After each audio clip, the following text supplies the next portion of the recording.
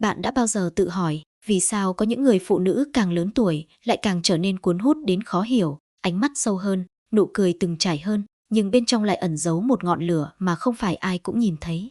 Họ mong muốn có một trai trẻ bên họ hàng đêm.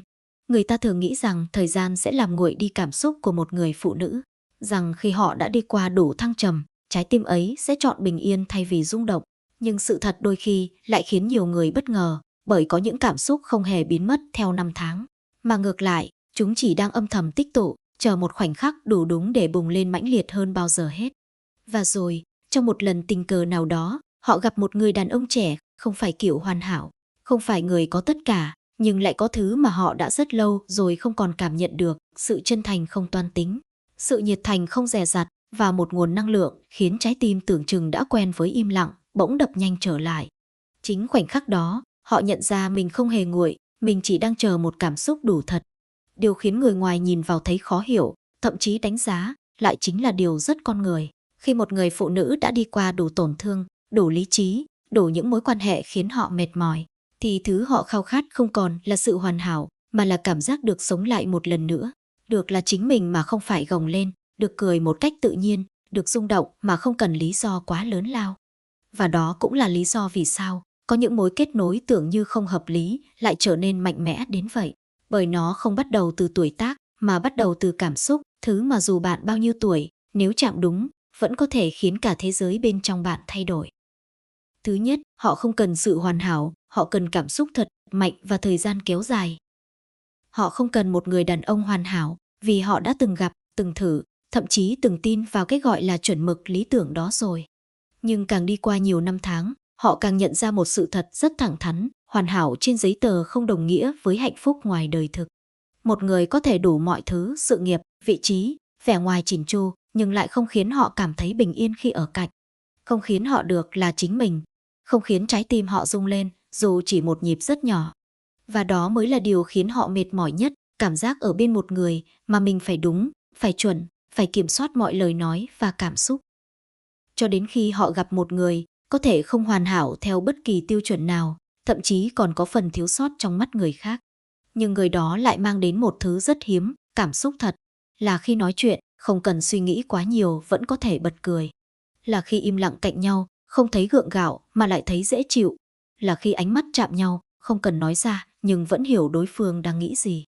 Những điều tưởng như nhỏ bé đó lại chính là thứ mà một người phụ nữ trưởng thành khao khát hơn tất cả. Họ không còn bị ấn tượng bởi những lời nói hoa mỹ, bởi họ đã nghe quá nhiều.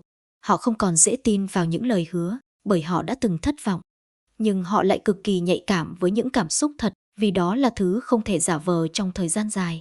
Một tin nhắn đơn giản nhưng đúng lúc, một sự quan tâm không phô trương, một cách ở bên mà không khiến họ phải cố gắng trở thành ai khác. Tất cả những điều đó giống như từng giọt nước nhỏ, nhưng đủ để làm dịu đi một trái tim đã từng khô cạn. Và chính lúc đó, họ nhận ra một điều mà trước đây có thể họ chưa từng nghĩ tới, thứ khiến họ rung động không phải là người đàn ông đúng chuẩn, mà là người khiến họ cảm thấy thật. Thật khi cười, thật khi buồn, thật khi yếu đuối, và cả khi mạnh mẽ. Không cần diễn, không cần che giấu, không cần gồng mình để giữ hình ảnh. Một cảm giác tự do trong chính cảm xúc của mình, đôi khi còn quý giá hơn tất cả những thứ được gọi là ổn định. Đó cũng là lý do vì sao, khi một người phụ nữ trưởng thành đã tìm thấy được cảm xúc thật ở đâu đó, họ sẽ không dễ dàng buông ra. Không phải vì họ nông nổi, mà vì họ hiểu rất rõ, trong cuộc đời này, gặp được một người khiến mình cảm thấy đúng với chính mình, khó hơn rất nhiều so với việc tìm một người chỉ đúng trên lý thuyết. Thứ hai, họ muốn được trân trọng lúc ân ái, chứ không phải bị xem là đương nhiên. Họ muốn được trân trọng, chứ không phải bị xem là đương nhiên, và đó không phải là một mong muốn nhỏ bé, mà là một nhu cầu sâu đến tận bên trong, được hình thành sau rất nhiều lần cho đi mà không được nhìn nhận đúng cách. Một người phụ nữ trưởng thành đã từng đi qua những tháng ngày mà sự quan tâm của cô ấy bị coi là nghĩa vụ, sự hy sinh bị xem như trách nhiệm phải có, và sự im lặng của cô ấy bị hiểu lầm là cam chịu. Cô ấy từng nấu ăn, từng lo lắng, từng chờ đợi, từng nhẫn nhịn, không phải vì cô ấy yếu đuối, mà vì cô ấy tin rằng tình yêu là như vậy, là cho đi mà không cần nhận lại ngay lập tức. Nhưng rồi thời gian dạy cô ấy một bài học rất đắt, nếu một người không biết trân trọng bạn từ những điều nhỏ nhất, thì họ cũng sẽ không bao giờ trân trọng bạn ở những điều lớn hơn. Và từ đó, cô ấy thay đổi, không còn cho đi vô điều kiện, không còn cố gắng để giữ một mối quan hệ mà chỉ mình cô ấy vun đắp.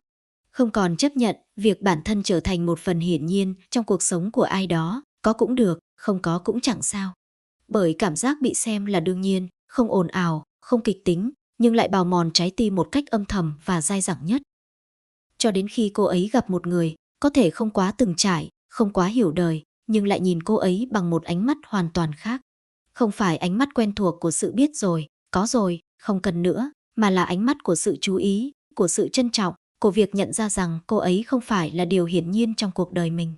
Chỉ một câu hỏi han đơn giản nhưng chân thành, chỉ một sự quan tâm đúng lúc mà không cần phô trương, chỉ một cách lắng nghe mà không ngắt lời, không phán xét, cũng đủ khiến cô ấy cảm thấy mình đang được đặt vào một vị trí mà đã rất lâu rồi cô ấy không còn cảm nhận được. Và chính khoảnh khắc đó, mọi thứ bên trong cô ấy thay đổi, không phải vì cô ấy yếu lòng, mà vì cô ấy nhận ra, hóa ra mình vẫn xứng đáng được trân trọng, chỉ là trước đây, cô ấy đã ở sai nơi. Một người phụ nữ trưởng thành không cần những điều quá lớn lao, nhưng họ cực kỳ nhạy cảm với việc mình có được coi trọng hay không, bởi họ đã từng sống trong cảm giác bị bỏ quên ngay trong chính mối quan hệ của mình. Nên khi có một người khiến họ cảm thấy mình là duy nhất trong khoảnh khắc, chứ không phải một lựa chọn tiện lợi, thì cảm xúc đó không đơn giản chỉ là thích. Nó là sự thức tỉnh, là cảm giác được nhìn thấy, được ghi nhận, được đặt lại đúng giá trị của mình. Và một khi đã chạm đến cảm giác đó, họ sẽ không dễ quay lại với những gì hời hợt, những gì xem họ là điều hiển nhiên như trước kia nữa. Thứ ba, càng trưởng thành họ càng khát khao. Càng trưởng thành, họ càng biết mình cần gì, và điều đó không đến từ lý thuyết, mà được đánh đổi bằng thời gian, bằng những lần yêu sai, tin nhầm, và cả những đêm dài tự hỏi vì sao mình đã cố gắng nhiều như vậy mà vẫn không hạnh phúc. Một người phụ nữ trẻ có thể yêu bằng cảm xúc, bằng sự mơ mộng, bằng niềm tin rằng chỉ cần đủ chân thành thì mọi thứ sẽ ổn. Nhưng một người phụ nữ trưởng thành thì khác, họ không còn yêu bằng hy vọng nữa, họ yêu bằng sự hiểu rõ chính mình. Họ biết điều gì khiến mình mệt mỏi, điều gì khiến mình tổn thương, và điều gì khiến mình thực sự bình yên. Họ không còn bị cuốn theo những lời nói hay, bởi họ đã từng nghe quá nhiều. Không còn dễ rung động vì những điều hào nhoáng, bởi họ hiểu những thứ đó không giữ được một mối quan hệ lâu dài. Họ cũng không còn cố gắng thay đổi bản thân để phù hợp với người khác, bởi họ biết rõ cái giá của việc đánh mất chính mình là như thế nào. Thay vào đó, họ bắt đầu chọn người khiến họ không phải gồng, chọn cảm giác khiến họ dễ thở, chọn một mối quan hệ mà ở đó, họ không phải cố tỏ ra mạnh mẽ khi bên trong đang mệt mỏi. Và chính vì biết mình cần gì, nên họ cũng biết rất rõ mình không cần gì. Không cần những mối quan hệ mập mờ, không rõ ràng. Không cần những người chỉ xuất hiện khi rảnh rỗi, nhưng biến mất khi họ cần. Không cần những lời hứa đẹp nhưng không có hành động đi kèm. Họ có thể ở một mình, nhưng họ không chấp nhận ở cạnh một người khiến họ cảm thấy cô đơn. Đó là sự khác biệt rất lớn của một người phụ nữ đã đi qua đủ trải nghiệm, họ thà không có, còn hơn có mà không đúng. Vì vậy, nếu họ chọn một người đàn ông trẻ, thì đó không phải là sự bốc đồng như nhiều người vẫn nghĩ, mà là vì họ cảm nhận được ở người đó một điều gì đó phù hợp với những gì họ đang tìm kiếm. Có thể là sự chân thành không toan tính, có thể là sự quan tâm rõ ràng, không vòng vo. Có thể chỉ đơn giản là cách người đó khiến họ cảm thấy nhẹ lòng, không áp lực, không mệt mỏi. Những điều tưởng như rất nhỏ, nhưng lại đúng vào thứ mà họ đã mất rất nhiều thời gian để nhận ra là quan trọng. Càng trưởng thành, họ càng không yêu theo cách có cũng được, không có cũng được. Ngược lại, họ yêu rất rõ ràng, hoặc là đúng, hoặc là không. Không nửa vời, không cố chấp, không níu kéo những gì họ biết là không dành cho mình. Và cũng chính vì vậy, khi họ đã chọn, thì lựa chọn đó không hề đơn giản. Đó là kết quả của sự tỉnh táo, của trải nghiệm, và của việc họ cuối cùng cũng hiểu được rằng, trong cuộc đời này, điều quan trọng nhất không phải là yêu ai, mà là yêu như thế nào để mình không đánh mất chính mình thêm một lần nào nữa. Và rồi bạn sẽ nhận ra, phụ nữ càng trưởng thành không phải là họ khao khát nhiều hơn, mà là họ không còn chấp nhận những điều hời hợt nữa. Họ chọn cảm xúc thật, chọn sự trân trọng, chọn một người khiến họ được là chính mình, chứ không phải một mối quan hệ để lấp đầy cô đơn.